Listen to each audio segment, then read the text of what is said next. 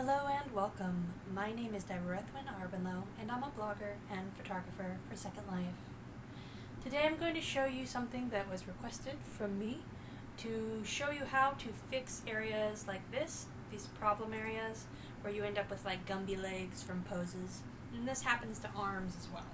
So I'm going to show you how to use the liquefy tool to fix those areas, and then I'll also, if I have time, which I should, I'll show you how to fix some clipping that you have that occurs during photos. Okay, so for this, we want it to look more like this in the end. So here you can see that I fixed this thigh. Here was the original, and I fixed the thigh by making it look more like human anatomy. Because this sort of has the effect of like those Barbie dolls you used to get where you can bend the legs in unnatural positions. And we don't really want that in our photos. So we're going to start with liquefy. I'm going to go to filter and then liquefy. So I want to zoom in here. You can use this zoom tool or the zoom down here. I'm going to zoom in. Okay. And we're going to use forward warp tool. If you have not seen my other video on the liquefy tool, you can learn more about what these different liquefy tools do in that video. But for now, we're only going to be using forward warp. So what I want to do is I want to take my brush, and you can copy the settings here. They may even be the default settings, I'm not sure.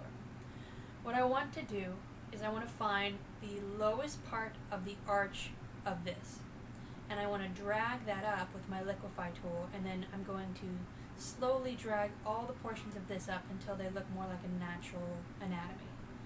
Something that's important to know about this is that you may end up manipulating the textures, and you may need to fix that afterwards. So for instance, if I pull this up, you can see that these textures sort of start to warp. But for one thing, if you're careful with it and you don't do too much at a time, you can avoid a lot of the pixel warping that occurs, and the textures won't look so bad. But also, afterwards, you could clone stamp some other areas to cover up the textures that you had to manipulate to make this look natural. Okay, so let's start from scratch. I'm going to take my brush at a sort of small size, not super small, but I want to have it be a little bit, let's see, about like that. We want to have it covering most of the downward arch that's going on here. So I'm going to have it mostly on the thigh side, but partially on the opposite side of where I'm trying to fix. So you want the majority of it to be on where you're going to pull from to fill the area, but you do want to have a little bit of the other part of it selected so that you're moving that texture as well instead of trying to pull the texture over the top of it. Okay, so we're going to click and hold, and then we're going to start pulling it up. And we're going to decrease and increase our brush size as needed to start making the lines look smoother. The main thing we want to do is we want to make these lines and the line of our skin look pretty smooth at the end. So we're going to go and take all of the areas that are the wrong shape, and we're going to start pulling them up, increasing and decreasing the size of the brush in order to pull in sections that start to look warped. So where you see jagged lines, you want to start to decrease your brush size to make those lines disappear. And you can even go from the top if you want, if you need to make those lines disappear. And we're going to keep pulling carefully up at this texture here of the thigh until it starts to look more like the anatomy of a human as opposed to Gumby Barbie. And you have to be pretty careful here about your textures because you don't want it to be noticeable that you did a liquefy on this, because that defeats the whole purpose. May as well keep the Gumby legs. So a lot of this is actually two things. One, knowing what human anatomy looks like, and two, being pretty patient about taking minute sections of this area to make the lines smooth. If you start getting lazy about it, the effect is going to be noticeable. So you have to be careful when you do this that you're really smoothing those lines into something that looks realistic and doesn't have a whole bunch of lumps hiding. So you can see that this is pretty tedious, and even now I'm doing this a lot more rapidly than I would if I were doing this on my own, just for the sake of not spending an hour warping a thigh with you guys.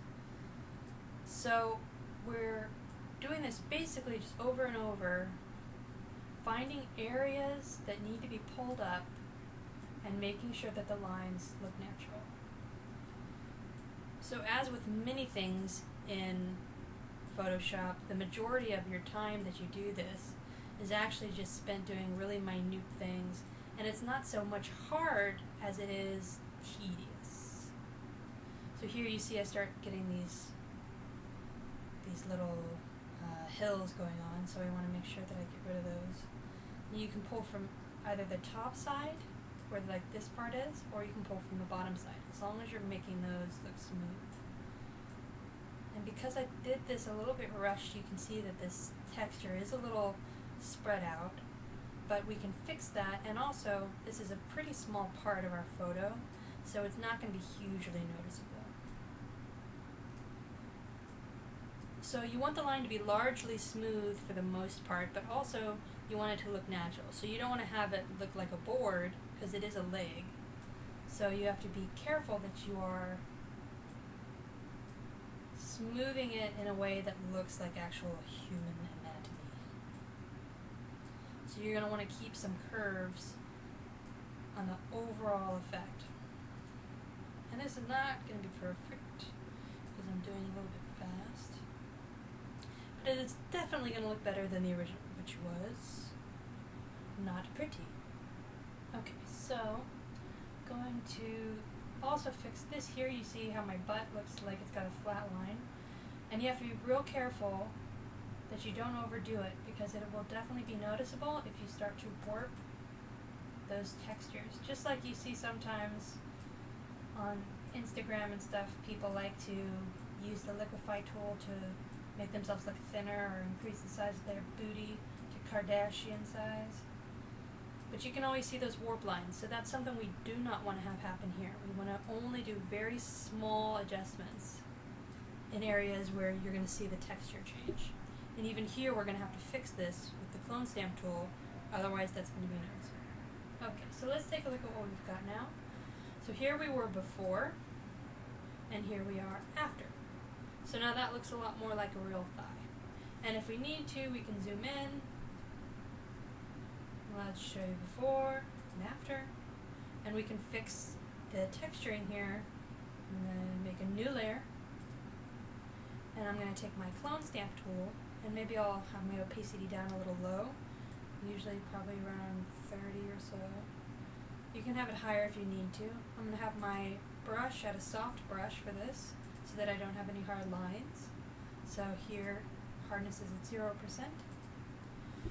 I'll increase my brush size a little, and then for clone stamping, of course, we need to hit Alt and sample an area, and then I can just put some of that in over the top. Let's see.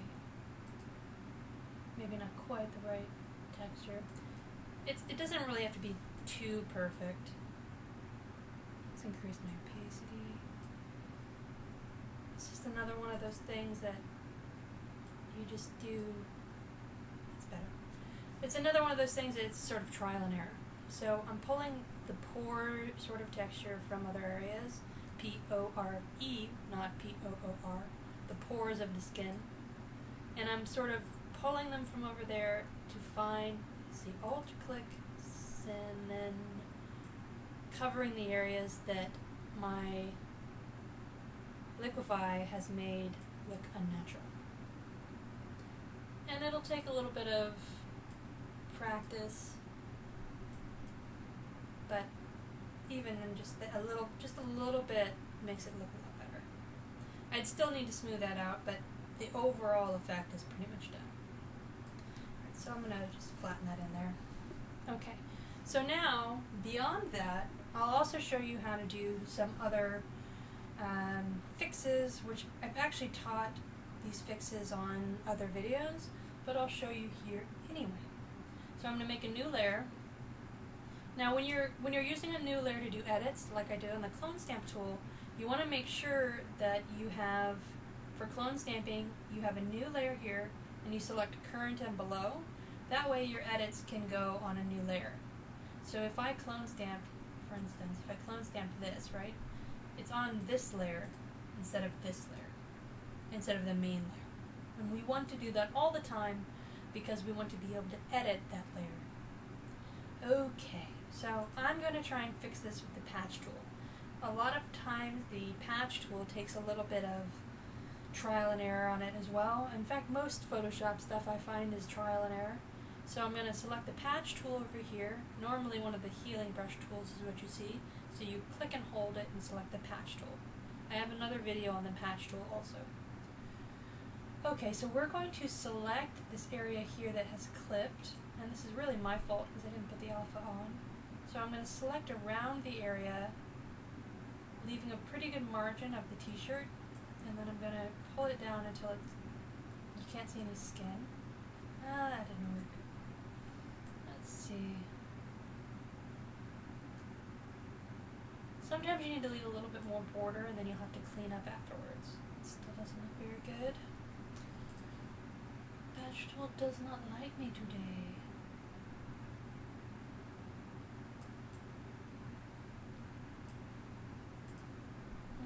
Well, that'll do for now. Alright, so here I had this and now I have this. So I'm going to need to fix this up.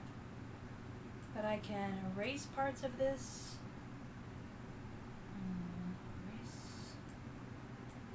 So I could go erasing parts of it to fix. And then I could take my clone stamp tool if I wanted to. And we want to have our opacity really high when we're actually trying to cover up completely. Let's take parts of the shirt. Holding Alt to find the area that you want to copy. Reduce my opacity a little bit. So when you're trying to hide edges, you're going to reduce your opacity some because you don't want to cover it completely. You don't want to just stamp over the top of it. Okay, and then let's clone stamp some. Increase our opacity again. And we'll clone stamp some of this here into my skin area. This is mostly fine-tuning, so you're going to decrease your brush size and increase your brush size as you go.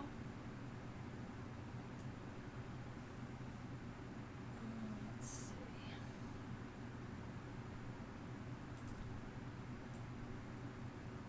That's not the right color. And a lot of this is really just fine work, annoying work.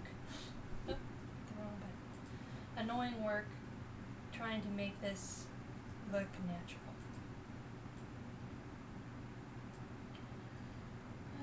So I'm going to go increase my hardness now.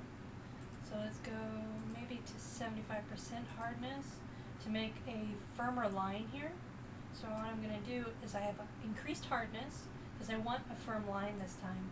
So I'm going to click on, I'm going to take my opacity down to about 70. Good enough. I'm going to source by holding Alt, and then I'm going to just carefully clean up that blurry line. The reason sometimes you want to do hardness is when you're on edges, like here, we're on an edge, and we want the edge to look like a real edge and not soft and blurry. So very carefully I'm going through with the hard edge just to make it so that this edge of this looks pretty clean instead of having all the blurred parts. Because you can see here all the other edges are very solid, and we want to make sure that we do that for the rest of the product as well. Product, photo, whatever. Same deal. Alright, so I'm going to zoom out. Let's fit this on screen. Alright, so before I had clipping here, and then after that's covered. And it's a lot better when you're doing this on a far away photo. It's harder to do up close because the sort of small details that aren't natural will be more apparent. But here no one can see it. It looks pretty normal. And then we can do similar down here. Let's use a different layer. So for this one, you can see I'm clipping into my leg. So we're going to use the clone stamp tool again. Increase the opacity. We'll put our hardness around 30. We don't want it too hard to start out with. And we want our opacity at 100 so that we are actually covering the area. So we'll start out up here. Alt source, Alt and click to source the area. And then going to cover.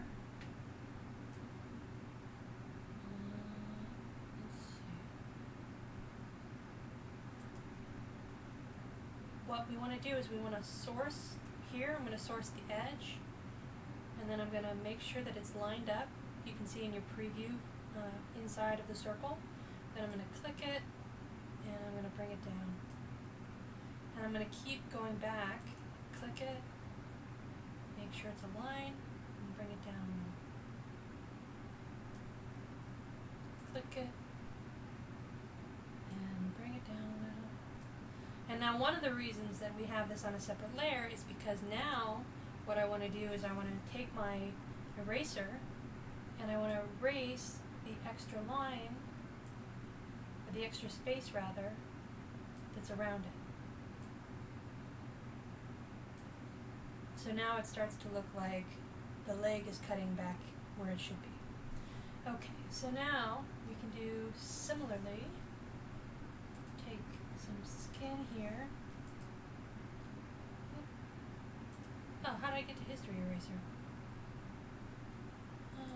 Back to clone stamp tool. I'm going to take my Alt, click, and source it. And you can clean up when it starts to look sort of like you've been duplicating. You can reduce your opacity and start cleaning that up. Reduce your opacity a lot, like to 20% maybe, and then you're going to be able to clean up those lines. The lines that are made when you do pretty obvious clone stamping. So you can clean that up. Anytime you want to clean up obvious clone stamping, just reduce your clone stamp. Reduce your clone stamp opacity to like 20% or lower. And then Alt-click to source and just sort of paint over the areas. Okay, so now we want to go back to higher opacity, and we want to duplicate this area, so we're going to click Alt, select it, and then we want to make sure we're hovering over something that looks similar. So if I have a line here, I want to make sure that I cover a line on the other side. If there's patterns, for instance, otherwise it's not going to look very natural. Here, select a line over to make sure it matches pretty similarly, and then we're going to click and hold and drag until we get to an area that we think is the right spot. Drag that up.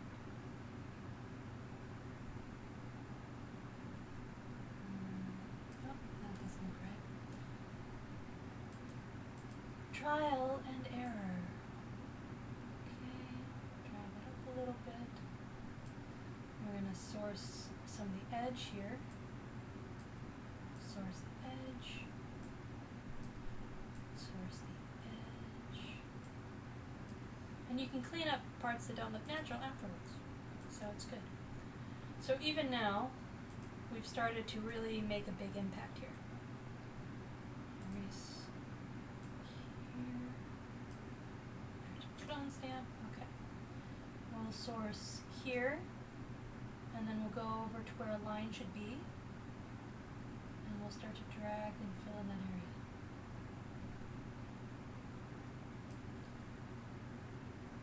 Source here, over a line. And basically we just do this until we've made it look like there's no clippage. And you can add a little bit of a shadow here or something to help emphasize the separation of the line. Now I'm just erasing some of the edge so that it looks more natural. And this is a sort of a quickie, but even still, now that clip is pretty much gone.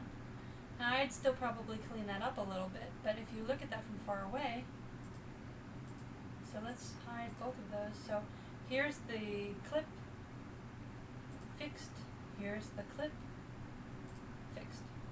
So you can use these tools to help edit your photos to hide those imperfections so that the photo looks a little bit more flawless. So that's about it for this, the tools of the trade in action. So I hope that this was a helpful visual so that you can use this tutorial and also my other tutorial on using these tools. I have another tutorial about clone, stamp, and patch and the healing tool, and combining those two videos, I hope that you will be able to use these to work on your own photos to make similar changes. Thank you for joining me. I hope this was educational, and if you have any questions or comments or requests, you can leave them in the comments. You can send them to me on Blurk, on Flickr, or in Second Life. Thank you for joining me, and have a good one.